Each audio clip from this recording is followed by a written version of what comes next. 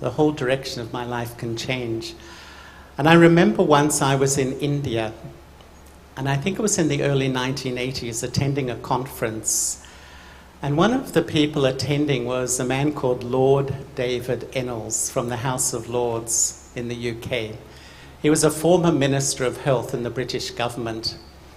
But he was one of the founders of the League of Nations, which became the United Nations, and he was one of the great pacifists and human rights activists of last century, an extraordinary man.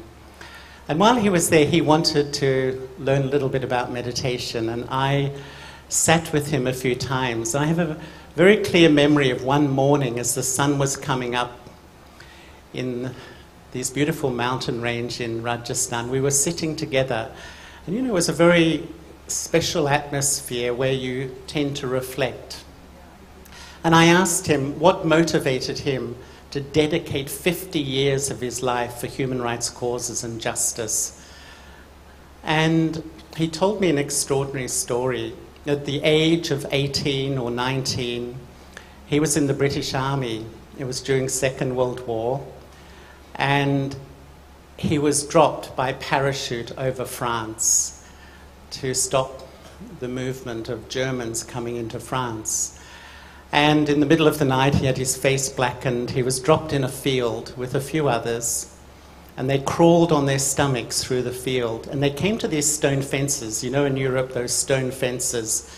And they'd get there and they'd look over, climb over the fence and continue. And he came to one fence and he stayed for a while and he stood up, and there was a German right behind the fence who shot him and shot off the top of his shoulder. And he fell down and he thought, if I move, he'll come round and finish me off. So he lay there silently for a few hours in the middle of the night with this profusely bleeding shoulder. And when dawn came up, the German soldier came around to see what had happened. And as David described it, the German soldier was his age, and he was mortified that he had shot someone. In fact, David said, I was the one who was wounded, but his heart was so devastated that he had hurt somebody. And they began to talk, and they had so much in common. Neither of them really wanted to be there. And the light bulb came on in David Ennals' mind that of the futility of war. And what he told me was he had this sense at that moment of the brotherhood of man.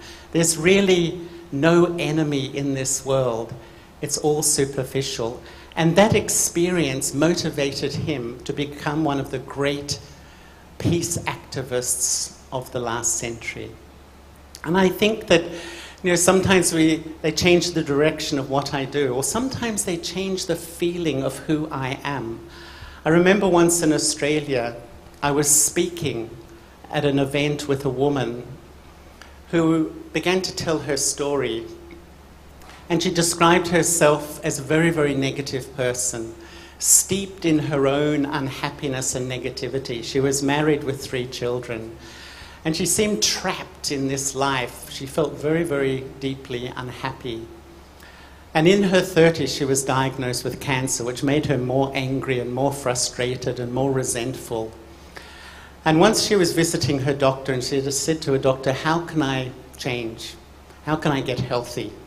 The doctor told her a whole series of medical things, but he said, the main thing is change your attitude. And she said the light bulb went on in her mind. She said it was so strong that if I don't change my attitude, I might die.